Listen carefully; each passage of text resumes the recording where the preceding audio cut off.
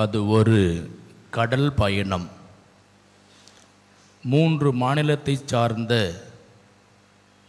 உயர் போலீஸ் அதிகாரிகள் கப்பலின் மேல் தளத்தில் ஒன்று கூடினார்கள்.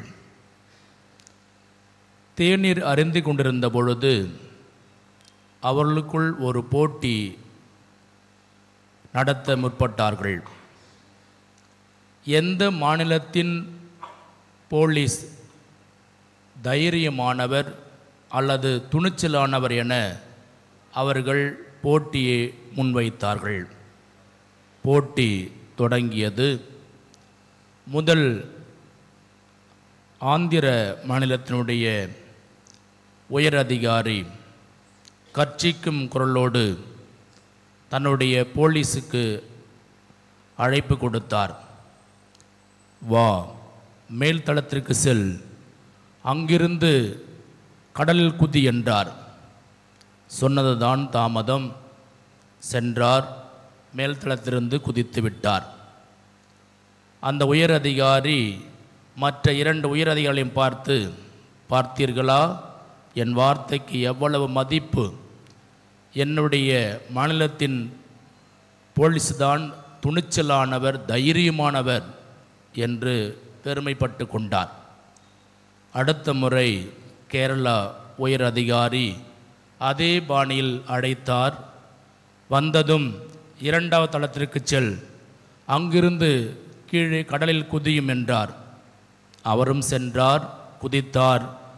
அப்பொழுது அந்த உயர் அதிகாரி மற்ற 2 பார்த்து சொன்னார், பார்த்தீர்களா, என் நாட்டு என்னுடைய மாநிலத்தினுடைய போலீஸ்காரர் தான், காவல்துறையார் தான் மிகவும் திறமையானவர், மறுப்பு ஒன்றும் சொல்லாமல் உடனடியாக செய்தார் பார்த்தீர்கள் என்று மார்தட்டி கொண்டார். இந்த முறை தமிழக உயர் அதிகாரியுடைய முறை வந்தது. அவரும் மிகுந்த கர்ச்சிக்கும் தொனியில் அழைத்தார். அழைத்து அதே கட்டளை கொடுத்தார். ஆனால் இந்த முறை தமிழக காவலர் செல்ல மறுத்துவிட்டார். மறுத்ததோடு முறைத்து பார்த்தார். முறைத்து பார்த்து சொன்னார், நான் என்ன உன் வீட்டு வேலைக்காரனா? கண்களை மூடிக்கொண்டு கண்ட ஆணைக்கெல்லாம் என்னை இழப்பதற்கு என்றார். எல்லோரும் ஆச்சரியப்பட்டார்கள். ஆனால் தமிழக உயர் போலீஸ் அதிகாரி மட்டும் சொன்னார், பார்த்தீர்களா, என்னுடைய காவலருடைய தைரியத்தையும் துணிச்சலையும் என்று குறிப்பிட்டு பெருமிதம் கொண்டார். தொடர்ந்து சொன்னார்கள், கண்மூடித்தனமான முட்டாள்தனமான ஆணைக்கெல்லாம் நான் அடிபணிய மாட்டேன். பொறுப்பான சரியான ஒன்றில்தான் நமது வீரத்தையும் நமது திறமையும் தைரியத்தையும் வெளிப்படுத்த வேண்டுமே அன்றி முட்டாள்தனமான செயல்களுக்கெல்லாம் நம்முடைய திறமையை மெய்ப்பிக்க வேண்டிய அவசியம் இல்லை என்று முடித்து சென்றார். ஆண்டவர் இயேசுவில் அன்புக்குரிய சகோதர சகோதரிகளே, இன்று தைரியம் துணிச்சல் என்று இருக்கிறதா என்றால் ஒரு கேள்விக்குறிதான். தைரியம் இருக்குதா உங்களுக்குலாம்? தைரியம் இருக்குதா? எத்தனை பேருக்கு தைரியம் இருக்குது? எத்தனை பேருக்கு துணிச்சல் இருக்குது? எதற்கு? நான் கேட்பதை சரியாக புரிஞ்சுக்கணும். தைரியம் எத்தனை பேருக்கு இருக்குது? துணிச்சல் எத்தனை பேருக்கு இருக்குது? நன்மை செய்வதற்கு தைரியம் இருக்குதா? உண்மையை பேசுவது தைரியம் இருக்கிறதா? உழைப்பதற்கு தைரியம் இருக்கிறதா? நேர்மையாக இருப்பதற்கு தைரியம் இருக்கிறதா? பெற்றோருக்கு கீழ்ப்படுத்த தைரியம் இருக்கிறதா? ஆசிரியர் சொல்வதை கேட்பது தைரியம் இருக்குதா? இதெல்லாம் ஆப்போசிட் நினச்சி பாருங்க. இதெல்லாம் அப்படி நினச்சி பாருங்க. நமக்கு தைரியம் இருக்குது கீழ்ப்படியாமல் இருப்பதற்கு, பெற்றோரை மதியாமல் இருப்பதற்கு, ஆசிரியர்கள் உதாசனப்படுத்துவதற்கு, பொய் பேசுவதற்கு, தீமையை செய்வதற்கு இருக்குதா? தைரியம் எங்கிருக்குது பாருங்கள். குடும்பத்தில் கணவனை மதிக்காமல் இருப்பதற்கு தைரியம் இருக்குது, மனைவியை மதிக்காமல் இருப்பதற்கு தைரியம் இருக்குதா?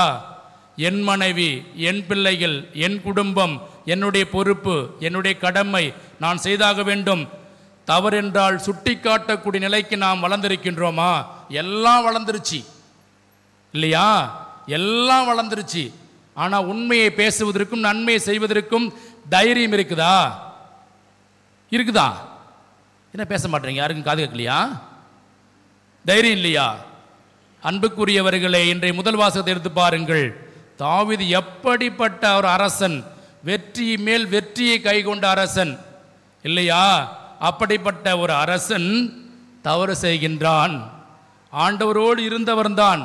ஆனால் ஆண்டவரோடு இருந்த ஒருவன் உரியாவின் மனைவியை கண்டான், அவரை அழைத்தான், அவரோடு கொண்டான் உறவு, தவறான உறவு. அந்த தவறான உறவை மறைப்பதற்காக கொன்றான் அவனுடைய கணவனை.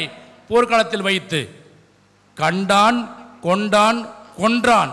இப்படிப்பட்ட கொடுமையான செயலை செய்த ஒருவன் கம்பீரத்தோடு வருகிறான். எதுல? தேர்ப்படையில். நீங்கள் நான் என்ன பண்ணுவோம்? பேசுவோமா? நீ தப்புன்னு சொல்லுவோமா? நம்ம எல்லாருக்கும் தெரியும் நம்ம சுற்றி எவ்வளோ தப்பு நடக்குன்னு. என்னைக்காவது வாய் திறந்து இது தப்புன்னு சொல்லிக்கிறீங்களா? நமக்கு ஏன் சாமி வம்பு? நமக்கு ஏன் வம்பு? அவன் வாயிலே நான் உழுணும் போய், ஐயோ பொல்லாத ஹெட் மாஸ்டர் பேசாத வேலை போயிடும். இல்லை, தப்புன்னு தெரியும், கண்ணை கெட்டுமா முடிக்கும், காதில் கையை வச்சு பத்திரம் முடிக்கும் இல்லையா? நமக்கு ஏன் வம்பு? ஏதோ பண்ணுறாங்க, ஏதோ செய்கிறாங்க, நம்ம அப்படி தானே இருப்போம். நமக்கு நல்லா தெரியும் தப்புன்னு. அது குடும்பமாக இருக்கட்டும், இந்த நிறுவனமாக இருக்கட்டும், நமக்கு எல்லாம் நன்றாக தெரியும். சொன்னா அப்படி சொல்லுவாங்க, நான் சொன்னாவா எதுக்கு போகிறாங்க, என் பேச்சு அம்பலத்துக்கு வரப்போகுது, இதெல்லாம் நடக்காத காரியம், எதுக்கு வெட்டியாக பேசிக்கிட்டு? இப்படி தான் நம்ம பேசிக்கிறோம் இல்லையா? அதான் தைரியம். நமக்கு வந்து தைரியம் தெரியுமா? பேசாமல் இருக்கு தான் தைரியம். இன்னைக்கு நம்ம துணிச்சல் தெரியுமா எந்த அளவுக்கு வளர்ந்துருக்குன்னா, பேசாமல் இருக்கிறது தான் துணிச்சல். நமக்கு ஏன் பேச வச்சுக்க மையன் எத்தனை மாதிரி சொல்லிக்கிறேன் உனக்கு, இந்த மாதிரி உடறன்னு உளராத, ஏன் நீ உன் தலையில் மண்ணாடி போட்டுக்கிற, உனக்கு வேலை போயின்னு தெரியாதா, எதுக்கு உனக்கு அதிக பிரச்சனை? இதுக்கு பேர் தெரியுமா? அதிக பிரச்சனைத்தனம் இல்லையா? அப்படி தான் நம்ம பிள்ளைகளையும் பக்குவப்படுத்துகிறோம், நம்ம பணி செய்கிறவர்களையும் நம்மை அடையாளப்படுத்தி கொண்டு இருக்கிறோம். இதுதான் நம்முடைய நடைமுறையில் காணுகின்ற ஒன்று. ஆனால் இப்படிப்பட்ட நிலையில் இருக்கின்ற நம்ம எல்லாருக்கும் என்ற இறை வார்த்தை ஒரு மிகப்பெரிய சவாலான ஒரு இறை வார்த்தை. தாவீது எவ்வளோ பெரிய அரசன் சொல்லியிருக்கிறேன் முன்பே. அப்படிப்பட்ட ஒரு அரசன், கடவுளுக்கு உரியவன் என்றாலும் தவறு செய்து விட்டான். சும்மா இருப்பாரா? இறைவனுக்கு நாத்தான், இறைவனுக்கு என்னது? சன்னியாசி தானே, எங்களை போல ஆளுங்க சன்னியாசி தானே. எப்படி இருந்திருக்கணும்? ஏதோ அவங்க கூட இருந்தோமா, அரசன் கூட இருந்தோமா, காசு கொடுத்தானா, சோத்தை போட்டானா, சாப்பிட்டு போவோமே அப்படின்னு இல்லாமல் என்ன பண்ணாரு சொல்றாரு பாருங்க. நீ அந்த ஒரு ஏழையினுடைய ஆட்டுக்குட்டியை எடுத்து விருந்து வைத்து விடான். எவ்வளோ நாசுக்கா பாருங்க, அப்படியே ஊசியில் இந்த வாழைப்பழத்தில் ஊசி இறக்குற மாதிரி அழகாக நைய அந்த காசு சொல்ல பாருங்க. ஒரு ஏழையினுடைய ஆட்டுக்குட்டி எடுத்து விருந்து படைத்து விட்டான். யார் அவன் அப்படி நெஞ்சு நிமித்தா பாருங்க. ஏன் வீரத்துடைய துணி தாவீது என்ன பண்ணுற, வீரத்தோடு என்ன பண்ணுற, யார் அவன் அப்படின்னா அவனுக்கு திருப்பி கொடுத்து விட வேண்டும். யாரும் இல்லை, நீதாயா அது சொல்லுவீங்களா? சொல்ல முடியுமா? இல்லை, பிளாஸ்டிக் கூட வந்து கெட்ட போட்டு மூட்டா முடிக்கும், வாயை போட்டு முடிக்கும். கண்ணு தெரியாது நமக்கு, பல வேலை கண்ணு தெரியாது, காது கேட்காது. நான் அந்த இடத்துல இல்லை சாமி, நான் பார்த்ததே இல்லை, நீ பேசுறீங்களாமா அந்த மாதிரி? ஐயோ நானா? கிடையாது இல்லை, தைரியம் தான் நம்பலாம். எந்த அளவுக்கு வளர்ந்துருக்கிறோம் பாருங்க. இந்த இறைவார்த்தை பாருங்கள். நீதான் அந்த மனிதன், அந்த ஏழையினுடைய வஞ்சித்து அதை செய்த மனிதன் நீதான். தாவீது அப்போதான் தான் தவறு. இங்கே இன்னொன்று கவனிக்கணும். தாவீது இல்லை என்று மறுக்கவில்லை, தன் தவற்றை ஏற்றுக்கொண்டார். அன்புக்குரியவர்களே, இங்கு 2 செய்திகள் நாம் கற்றுக்கொள்ள வேண்டும். ஒன்று, தவறை சுட்டி காட்டக்கூடிய நிலைக்கு நாம் வளர வேண்டும். அது யாராக இருந்தாலும் சரி, குற்றம் குற்றமே என்று சொல்லக்கூடிய நிலைக்கு இன்னும் நாம் வளர்ந்திருக்கின்றோமா என்றால் இல்லை. எல்லா வளர்ச்சியும் பெற்றிருக்கின்றோம், எல்லா துறையிலும் பெற்றிருக்கின்றோம். ஆனால் உண்மையை நன்மையை பற்றி பேசுவதற்கும் இதுதான் சரி என்று சொல்லக்கூடிய அளவிற்கு நாம் இன்னும் வளர்ச்சி பெற வளர்ச்சி பெறாத நிலையில் தான் இருந்து கொண்டிருக்கிறோம். இரண்டாவதாக, அப்படியே உண்மை என்று சொன்ன பொழுதும் அதை ஏற்றுக்கொள்ளக்கூடிய மனப்பக்குவம் இல்லாமல் இருக்கின்றோம். எல்லா தரப்பிலும் சரி, நான் தவறு செய்து விட்டேன், ஆம் சரி நான் ஏற்றுக்கொள்கின்றேன், இல்லை கிடையவே கிடையாது, நீ சொல்கிறது எல்லாம் போய், அபாண்டமான போய், அநீதியான போய், நான் அதை செஞ்சிருக்கவே மாட்டேன், எல்லாம் வேணும்னே செய்கிறாங்க. அதுக்கு என்ன வந்துடும்? இனம் வந்துடும், மொழி வந்துடும், ஊர் வந்துடும், நாடு வந்துடும், எல்லாம் வந்துடும். என்னது? எங்கள் நாட்டுனா அவங்களுக்கு பிடிக்காது, எங்கள் ஊர்னா அவங்களுக்கு பிடிக்காது, என்னன்னா அவருக்கு பிடிக்காது, எங்கள் இனம்னா அவருக்கு பிடிக்காது, அதனால தான் என் மேலே அக்கப்புற சொல்கிறாங்க இல்லையா? தப்பு பண்ணிட்டோமே, நான் என்னோட திருந்திக்கிறேன், அந்த பக்குவம் இல்லை. இங்கே கற்றுக்கணும். தாவீது தவறு செய்தவுடன் சுட்டி காட்டிய நாத்தானுடைய இறைவாக்கு பணியை நாம் எல்லாரும் செய்ய அழைக்கப்பட்டிருக்கின்றோம். இரண்டாவதாக, தான் தவறு செய்துவிட்டோம் என்று சுட்டி காட்டியவுடன் மறுப்பு சொல்லாமல் ஆமாம் என்று தாவீது மனதார ஏற்றுக்கொண்டார். மனதார ஏற்றுக்கொண்டார். அவர் ஏற்றுக்கொண்டதனுடைய விளைவுதான் சங்கீத திருப்பாடல் 51, ஆண்டவரே உமக்கு எதிராகவே பாவம் செய்தேன், உன் முன்னிலே பாவம் செய்தேன் என்று ஆண்டவரிடத்தில் மன்றாடுகின்றார். ஆண்டவருடைய இரக்கத்தை பெறுகின்றார். ஆம், அன்புக்குரிய சகோதர சகோதரிகளே, புனித லூர்தானினுடைய திருத்தலத்தை நாடி வந்திருக்க நீங்களும் நானும் ஒரு இறைவக்கராக வாழ அழைக்கப்பட்டிருக்கிறோம்.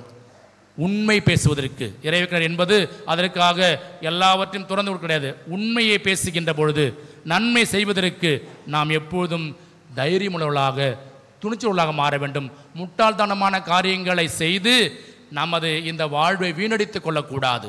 இந்த வாழ்வை வீணடித்துக் கொள்ளக்கூடாது. மாறாக இறைவன் நமக்கு கொடுத்திருக்கின்ற ஆற்றலை, அறிவை, சக்தியை, திறமையை பயன்படுத்தி நேர்மையான உண்மையான நிலையில் நாம் வாழ முற்பட வேண்டும். மற்றவரையும் வாழ செய்ய வேண்டும். நாம் கண் முன்பாக நடக்கின்ற சில தவறுகளை பார்க்கின்ற பொழுது எனக்கு ஏனோ என்று தட்டி கழித்து விடக்கூடாது. பலவேளை நாம் இன்னைக்கு பார்க்குறோம், எதுவுமே குறைபாடில்லை, நன்மைக்கும் குறைபாடில்லை, தீமைக்கும் குறைபாடில்லை.